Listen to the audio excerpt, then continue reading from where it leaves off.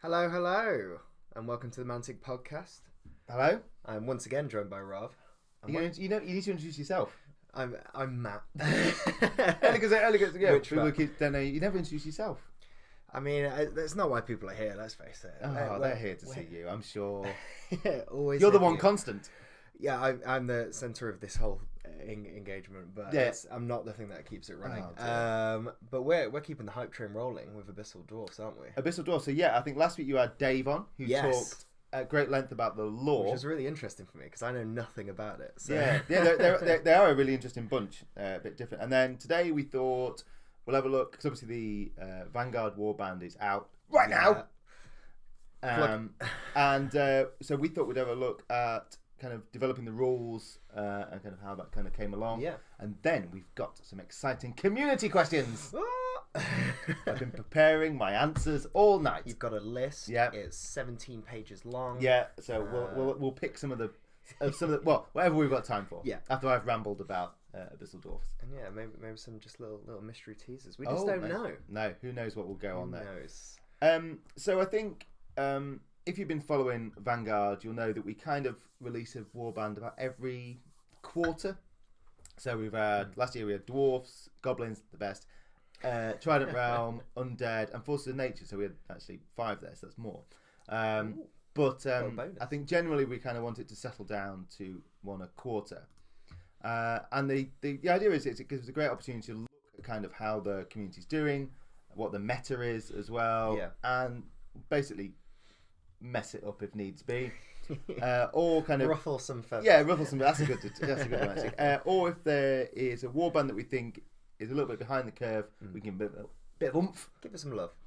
Or if they're a bit above the curve, we can give them a bit of a bash. So not naming names, Trident Realms, but that's fine. So I think what we saw last year was a real kind of a power game. Basically, that a lot of people were taking 2 commanders, stacking up the amount of power that they were having. Yeah.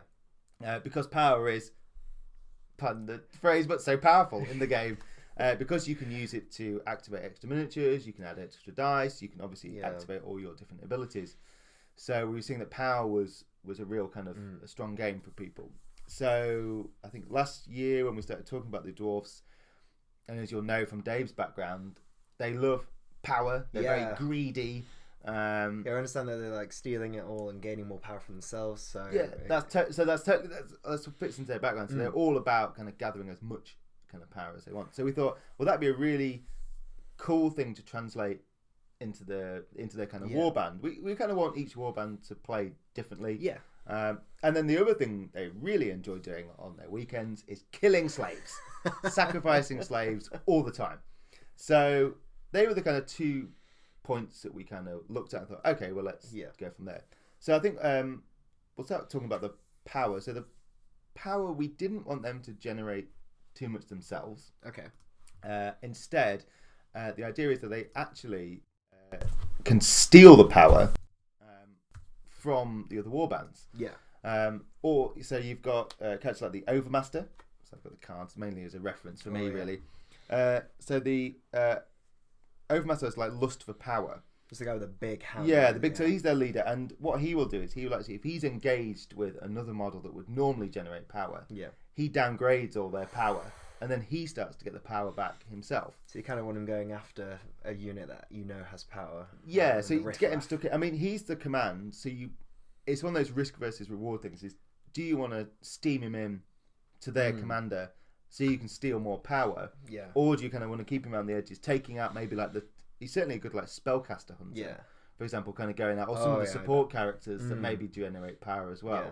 Kind of go out and take those. Do the sergeants for Bissell still generate power? Because I reckon it'd be terrifying because he'd hunt them down. No, I don't think they do. Some of the sisterhood, maybe. Yeah, I think like the Trident Realm, I think the Naiad. Some of the Naiads do as well. So he'd be great at kind of all like a goblin whiz. Yeah. You know, they're pretty splatty and squishy. So I think kind of going and taking those ones out would be really good. So I imagine he'll be used quite usefully as kind of a hunter going around, taking out the power. Maybe not going toe to toe against another commander. Yeah. So that was one of the ideas, is that they would kind of come out, they would be stealing the power from the other one. And the other big one you've got as well is the Hex Caster. So the Hex Caster is kind of like a little lava little crab insect crab thing. And what the Abyssal Dwarfs do, they plunge a kind of rune into its back, which then can actually suck in kind of power from the surrounding area. So that one will again downgrade dice of your opponent. But the difference that one is that's got a 6-inch kind of radius. So you can do multiple. Yeah, so potentially you can do multiple characters that one. What that would be useful for is, say, missions like the Portal. Where you could kind of get that stuck in. Oh god, yeah, just have them nearby. So start downgrading the power. Kind of send that one into different areas, kind of where you can cause some problems. So they were some of the power kind of messing around that we want to do. And actually, when we kind of started out, the way we work is we basically initially have kind of a brain dump. I can't even say it of all the different ideas we wanted to do. So the power was one of them. We had some different kind of characters that actually didn't make it into this the final list as well. So that's quite interesting. Is that we, as we're kind of going through, I think we realised, maybe it's a bit too complicated. Because there is quite a lot going on. In this one. You want to mix it up, but not completely. I think that the temptation is a little bit of rules bloat. I think sometimes because obviously in the effort to make everyone be a bit unique, you do occasionally end up going, well, why don't we give them this, and then we can give them this, and then they can fly, and then they can, while they're flying, they can drop power, and the power is bombs. So I think one of the things it's kind of actually at some point when it goes to the playtesters, we will kind of give them a much bigger list and say, okay, take a look at this and what works and what doesn't. Kind of fine tune it. So I think one of the ideas at one point there was an Abyssal half-breed champion, so like another commander. And this may be an idea that comes back eventually, but the idea for that one it would charge along the battlefield, and it would actually push the enemy as it was going, because the charge was so much, it would kind of just shove it out of the way. So great for clearing people off objectives. Potentially even shoving it into different areas as well. There was I think it's the combination potentially with the Charnox. Because that's got like a magma blast where it could do like a breath. And just herding them up. that's actually gone as well slightly. But so there's an idea that you kind of push this guy around. But it was one of those things that on paper it sounded really cool, but actually in practice it was hard to kind of pull it off exactly as you wanted.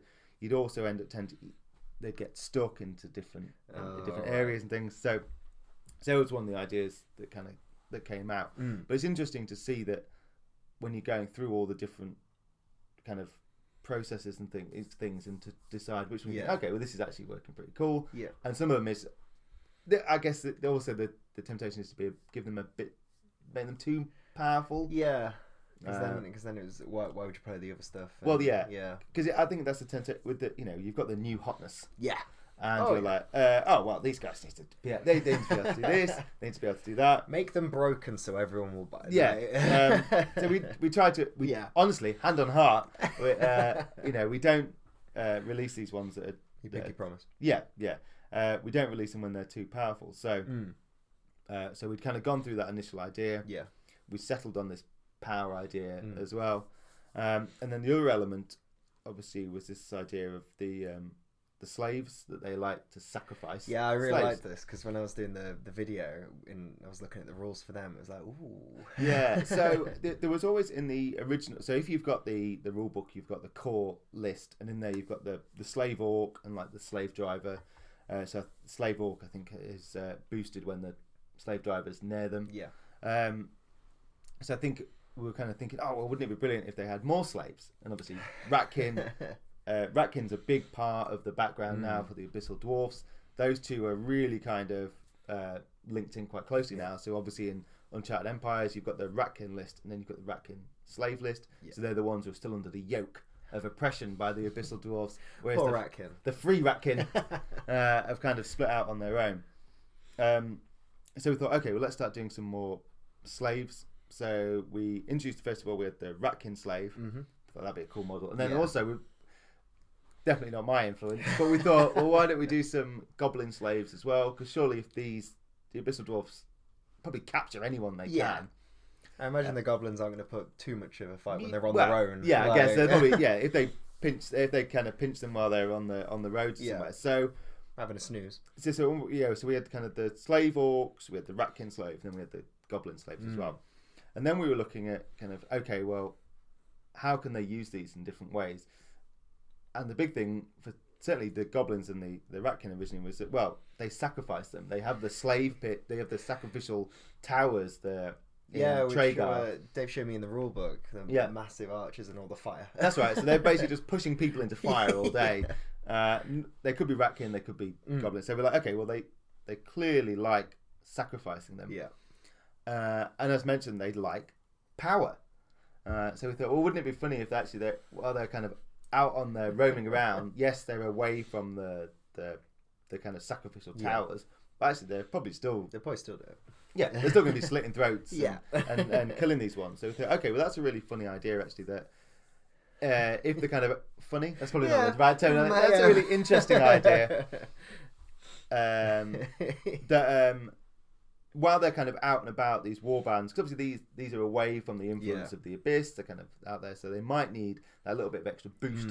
The devotion. Yeah, exactly. So they can kill slaves, anyone with a slave keyword, they can actually kill while they're out and they're on these war bands. So you've got unworthy sacrifice, basically. You can kill a single friendly model and you get a red dice in exchange. So that's good. For example, if you are kind of preparing what you're doing for that turn, you're like, well, actually, I could do some. Yeah, you need a little bit of extra juice. Yeah. So you'll be able to use that and kind of help you on that. Obviously, you've kind of got to be careful not to sacrifice too many slaves, because then you might run out of people who actually need to kind of to kill people. Yeah. The other thing as well is that, and also you can kind of kill. I suppose one of the problems at one point was we were kind of killing all these slaves with wild abandon. Then we were like realizing, wait a minute, we're actually breaking the warband by doing that. Oh god, which is a bit daft. Think about that. Yeah, because so if you've played the game, you'll know that if you get below half of your starting one, then your warband is broken, and you have to take nerve tests. So we're like, okay, well, that's not going to work. So instead, they get this kind of enslaved keyword, which means that they basically don't contribute towards your warband being broken. But there's an interesting twist in that if your slaves outnumber the amount of Abyssal Dwarves, then if you lose the dwarfs, then potentially they'll start running off. Yeah. So you've got a bit of a fine balancing act there. So with the slave orc, that kind of stayed pretty standard. Yeah. Then you had the Ratkin Slave. Instead of that one, it's called Ratkin Shield. And you can actually use this ability when a friendly Abyssal Dwarf command model is within 3 inches of this model and suffers 1 or more wounds. You can spend the power to put one of the wounds suffered onto the Ratkin Slave instead. So the idea for that is the Overmaster kind of sees a hammer coming towards it. He's like, grabs the nearest kind of Ratkin, and like he takes the blow instead. And they're not exactly tanky, these Ratkins, so that's probably gonna. Well, that will kill it straight away. That will kill it, because it takes the wound automatically, and then it gets removed. But that's I kind of like the idea that the Overmaster roaming around with these packs of kind of Ratkin after it. They're just forming a queue behind him. It's like, right, you're next, mate. Yeah. So but then that gives you another option of, okay, well, do you sacrifice, the Ratkin there to save a wound, or do you want to keep that to get the power back? So it's quite interesting to see what you can do with those. And actually, after testing, we realised, well, you've kind of got the Ratkin Slave. The Goblin Slave was going to end up having to be, well, the Ratkin Slave's already quite cheap at 6 points. Yeah. So we're like, oh, actually the Goblin, sadly, as much as it pains me to admit it, the Goblin probably wasn't needed, because that had a similar ability, I think, for that one, that you could use that as a shield or something like that. Well, it's interesting to see how the list evolves and eventually kind of boils down to what we've got.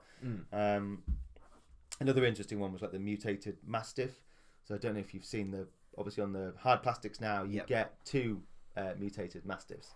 So we kind of obviously knew we wanted to include them somehow in the warband, and we like the idea that basically once this mastiff gets hold of you, it's not going to let go. It's going to be like a ravenous kind of beast. Oh God! Keep on biting. So there was this idea that it's got something called tenacious. Yeah. And basically every melee hit you score counts as an exploding 8, and you get to roll another dice. Oh my God! Now, luckily he's hitting on 6s. Yeah. Which, 6, 7, 8. So whatever someone I'm sure will be better at maths. Maths is hard. Yeah. It's some maths. Yeah. Some probable maths. Maybe a lot of maths. Yeah. We don't know. But I suppose if you can kind of do that in your favour by obviously charging in. You get an extra dice for that one. Yeah. Possibly charging in with a friend already there as well. So group charges with mutated mastiffs will be potentially quite dangerous. Steal some power, put that on as well. Well, yeah, if you've obviously stolen the power, you can then start use extra dice. So I think mutated mastiffs will be an interesting one that kind of, on first look, you're like, oh, well, come on, 6+, I'm not going to bother. Well, then when you realise, well, actually, they can keep on attacking all the time. And they're a grunt, so yeah, they're a grunt. Quite cheap to get in there. Yeah, so, 8 points. Yeah. So yeah, you can do those. So I think there'll be a little hidden gem amongst the Abyssal Dwarf list. I'm excited to see that. Yeah, but I mean, generally working on the Abyssal Dwarf was really a fun one because it was kind of we wanted to change up the meta with the power to start stealing it. So then, I guess if you know you're going to be facing a dwarf player, potentially Abyssal Dwarf player, you might be like, okay, well maybe I won't hold back on the power. Yeah, hold back power, or at least keep your commanders back. Yeah. Because if your commander gets too close, the Overmaster Charge is in. So yeah, maybe go for more of a ranged. Yeah, 3d8. So he's pretty 3d8 hitting on 4s. Yeah, and generating red powder. Yeah, so he's no slouch. Yeah, it's terrifying. Yeah. So yeah, I think this will be a really interesting one. I think it might be one of those finesse lists that probably you might take a few kind of goes to get everything to click. Yeah, but I think when they do click, these are going to be pretty nasty. I think people will be working out what synergizes well, and then I think we'll see some really scary lists. Yeah. There's a tournament here next Saturday. Yeah. The Angry Grot events, which is it's kind of the Masters plus other people. Where's my invite? No. Well, God knows how, but I've managed to slip in to the actual match. I don't know. Well, we were just trying to work out how I'd actually managed to do that, but I didn't pay to get in. They just saw world champion on the door, but they didn't realize it said Dreadball. Yeah. Maybe they got the lists mixed up. Yeah, maybe. So I think I'll be bringing. Well, I won't be able to get Abyssal Dwarfs in time, so it'll be goblins. It's a bit like Rocky. They're just giving you a chance against the Apollos. Yeah. Goblins! Goblins! Yeah. Just in the corner playing. Yeah, maybe. I mean, I probably will be tucked away somewhere. But I think I know Ricky, who works here, he's coming. He's already taking Abyssal Dwarfs. I think a couple of other people as well. Ricky usually runs an undead. Yeah, so it's an interesting tournament actually, this one, because you have to take 2 warbands. Oh, okay. So 2 200-point warbands. Oh, that's interesting. So I guess that will stop, because obviously, Dan Meadows is like the undead master, so it'll be interesting to see what he takes as well. But and some of the other people as well that are coming along. But it'll be interesting to see what they take as well with their second one. Yeah. I wonder if people go for similar things that work similar, or if they go for completely different. Yeah, I mean, I guess goblins, that was a given. Because I'd have to take that one. But I mean, they obviously tend to be quite squishy, obviously a bit more sneaky, and then the forces of the abyss are really good with their fury, which means they can always retaliate. Yeah. The champion is great for that one, the tormentor, because he's got this demonic roar, which means he can force your opponent to, like, I think they hit on like a certain amount, so it kind of makes them less effective in combat. So I think all that will be quite interesting actually. The problem is I just have to remember the rules. I'll be trying to do stuff, and I'll be like, oh no, you're trying to run away as an I'll be trying to run away all the time. Oh no, that was the goblins. So I think we'll have to see how those go. I'm excited to see what happens. And they do it like a fun list. I mean, like everyone, I'm gonna have to pick some up. I think the actual the Abyssal Dwarf army is going on pre-order today, Friday. Yep. And already there's been a lot of interest in those ones, particularly big stuff like the Hellfane. Oh yeah, which is a big old beast. Keep your eye on the Mantic YouTube after past today. Yeah, because that's when that's going out. And oh my god, that thing just filmed itself anyway. So you can have to do much that one. I just hit record and went out the room. Yeah, so. No, it's a cool one, that one. It was so fun. Yeah. Okay. Well, I think we've covered these. I mean, I think so. Have we got any questions? You can read the. Sorry, I'm taking your job there. Sorry, for anyone listening on the podcast, if you tune in on Fridays when we go live, you can ask questions on the YouTube chat. I'm not just making these up at the top of my head. But let's have a look. My eyesight is dreadful. You need a really big screen. I do. I mean, if you want to put it on the list. So, Vormwood 13, are there any plans to introduce more plastic kits like the Northern Lions box for other races? So far, I'm feeling like this was out of the blue, maybe? So the other plans to introduce more plastic kits like the Northern Alliance box for other races? I'm guessing. Possibly. And also, your best kits of recent times. Thank you very much. Oh, yeah. I think the Northern Alliance nice. I think the Bissell Dwarfs are really good as well. Obviously, the other... Well, we've already said we're doing the card plastic goblins. Yeah. We'll do something else as well, which is both... They're very shaping up to be really, really cool. Yeah. So, that should be good. And now, shall I move on to my pre-prepared question? Pre-prepared. So here we go. So yesterday, I was about to say I made the mistake. I didn't make the mistake. I asked in the Vanguard Fanatics what questions people might want to ask. I answered some of them on the page, some of them on the quick ones. That I could answer, say yes or no.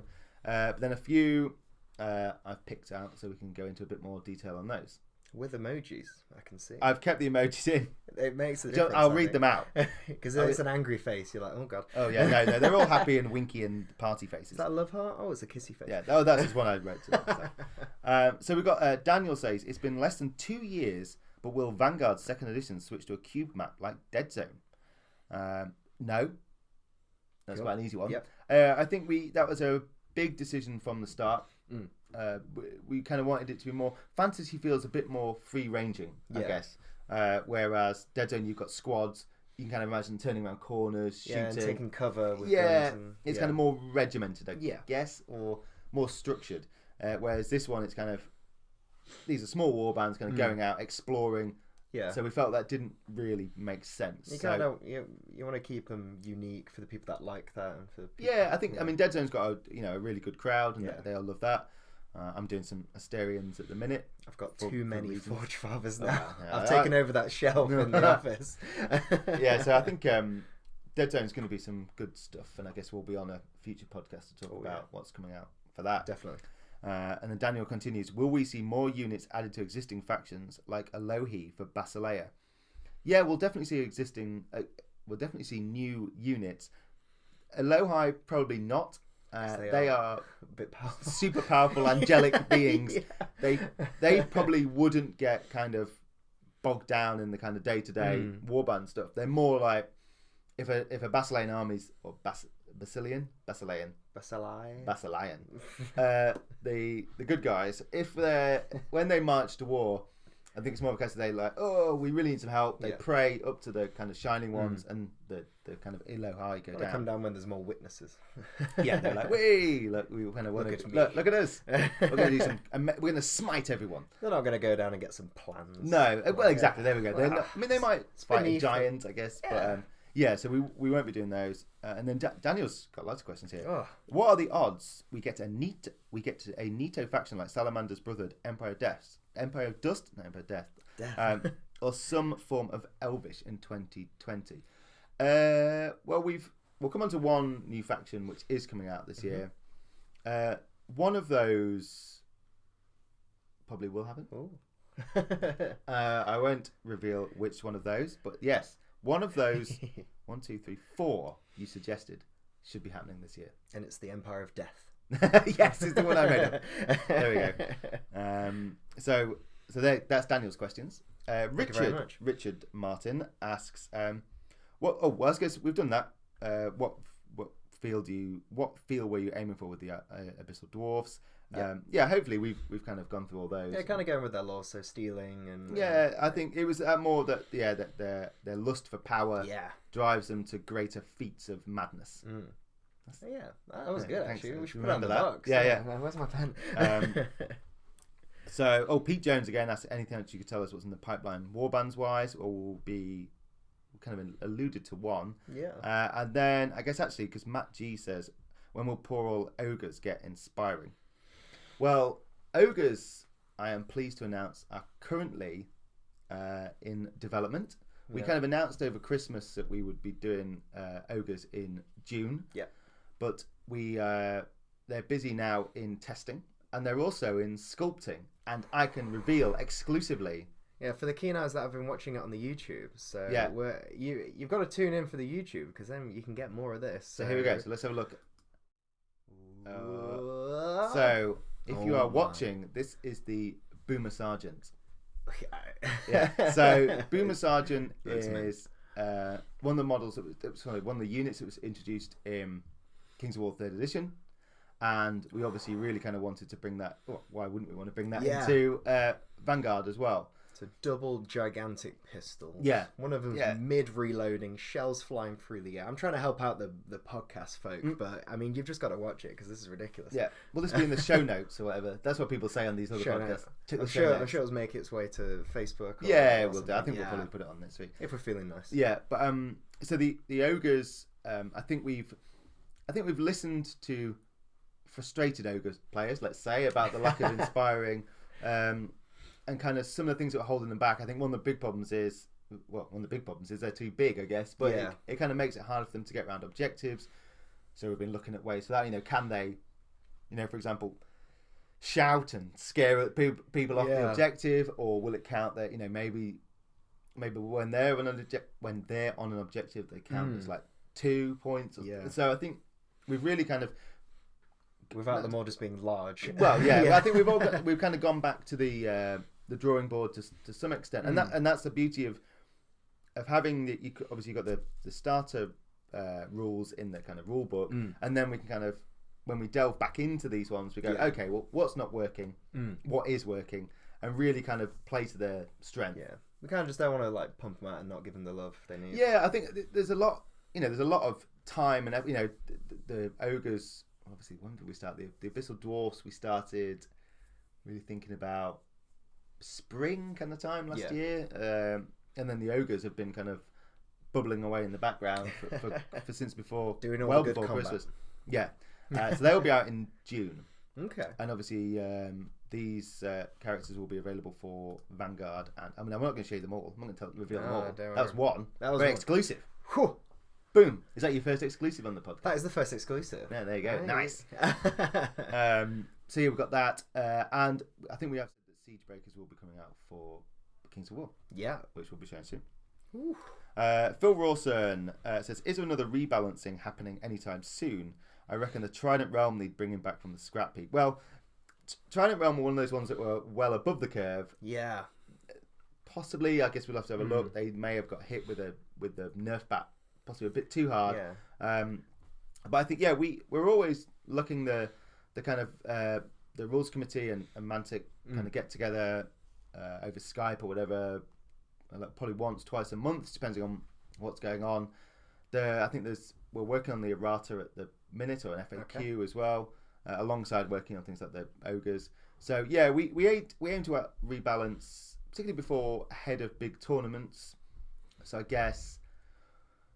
For us, maybe the next big tournament would be Spearhead 3. Yeah. I think there's maybe two or three tickets left for that one, but that's the big one. That's here at HQ. So try and get something out for them. But we do look. We're always kind of keeping an eye on what's going on. The tournaments are a good way to see what people are. Tournaments tournaments are a great way. You can kind of see, particularly if there's one build that's really kind of hammering people. But yeah, it's.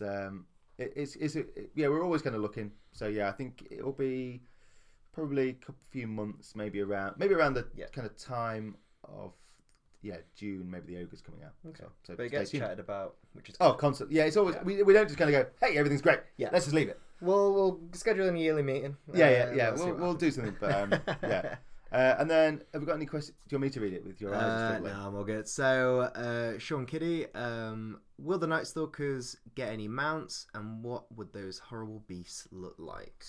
Yeah, so they're not necessarily getting a mount, but there is the Soul Flayers. Yeah. Which are kind of like, they were a bit like kind of spectral kind of horses. Yeah, spectral horses. I don't think we've shown. Oh, I mean, I may have not. We haven't shown them. We haven't shown them. But yes. There we go. So maybe Soul Flayers. Maybe Soul Flayers. God, I'm telling it to Ronnie. I know. I'm coming on leaking this. I mean, the good thing with Night Stalkers, like the Terrors, they can take stuff that already exists and just corrupt it and mess with it. That's a good idea. Yeah, so you could like add a few extra legs. They like extra legs and extra eyes. Yeah. And tentacles. So they'll be really pretty. And the most majestic looking horses you've ever. I mean, Night Stalker's all about that. Yeah, they probably turn like a unicorn and put a tentacle on instead of its horn. That'd be quite good actually. And Matt Mountain commenting, "Our mana missed most of it. Don't worry. As soon as this stream ends, it gets put as a VOD, so you can rewatch it and gaze at Matt's face. Yeah, this shiny head. Yeah, and obviously you can catch it on your preferred." Podcast streaming software. We won't list them. We'd be here all day. Yeah, God. And then finally, I'll just maybe Martin Hawk asked several questions. I'll run through these very quickly. I feel he was Martin always asks a lot of questions. He took the chance. So 2-player starter set. I think originally we did have one in the release schedule. Then we decided, well, maybe people would want to pick and choose. Yeah. I think it's possible. We've talked about it again. I think we and a bit like how we kind of released the Warband, all the Warband stats as a PDF. We want it to be as accessible as possible, and if a 2-player starter set helps with that, I think why wouldn't we? So maybe, definitely not. I say definitely, probably not this year, but maybe next year. And we're looking at actually doing a 2-player web bundle, something like that. So if you're on the website, you can kind of get it there. But in stores, maybe next year. Yeah. Question 2. Will there be a translated version of the Vanguard books and cards into German? We're always talking to distributors and translators about getting things translated. Those negotiations are kind of always ongoing. Yeah. Nothing at the minute, but I think there's always good chats going on. And the more people, obviously the more that foreign partners see people playing it over here, or in different places, then the better. Then the more likely. German is our third highest language analytic on the YouTube. So. That is so good. That's so good. We're definitely not getting them now. We're so sorry. Du bist sehr schmutzig, Matthew. Da? Yeah. No, that's not da. That's Russian. Jeez. Sorry. Cut that out. Let's anyway. So there we go. That's lost all our German. Yeah, but maybe the Russians. Question 3. Here we go. What will be the next? He's talking about. What will be the next beside the full Warband release of Vanguard? A new supplement campaign, new modes, new card deck, co-op, online narrative campaign. Wow, he's got a lot. So we are looking at a bit like how Kings of War do the international campaign day. Mm-hmm. We'd like to do like an international campaign weekend for Vanguard. So we realise that not everyone can commit to a full month. Yeah. Sometimes it's hard to kind of galvanise your gaming group to all come together and do that. So one thing we were looking at is we having a weekend, possibly even around something like Spearhead, where if you can't make it here, at least you're kind of involved in the. So we've been speaking to a guy who kind of hosts campaigns, and that sounds pretty exciting actually. So and ideally we'd like to tie that into. This has been announced. The Kings of War summer campaign this year. Rob Renton over here. Yes. And kind of tie them in so that we have announced that. So the two would tie in together basically. Okay. So this would be the precursor of like everyone going, whoa, what's this going on? Let's get over there, and then going on. And then finally, I guess we've asked this one, which is how do you handle balancing issues? Yeah, we just ignore them. We don't care. As long as our factions do as long as goblins are doing really well, we don't fine. care. But, so thank you everyone who sent in some questions. Sorry if I didn't answer them all, but I have answered some on there, and I will go back and potentially answer some more too. Yeah. So that's the questions for the next one. And so if you want to get involved, obviously tune in live on Fridays at 12 when we go live on the YouTube version. where you can possibly see some nice stuff like the ogre we're currently showing, and also if you want any questions answered, unless it's why I've got no hair, because I'm tired of it now. No. Is that always the question? Do you always get that? There was one time. Oh, okay. So, and that's enough. with me. Okay, right, fine. Okay, I won't bring that up. Year 5 was rough. But thanks for tuning in, and remember, this will go live on all podcast things on Monday, whenever I've had my coffee, and it's been 12:30 now, so if you're watching live, check out the YouTube channel, because the Hellfane video has gone live, so check out that beauty, and we'll see you next time. Thanks again. Bye. No, thank you. Bye.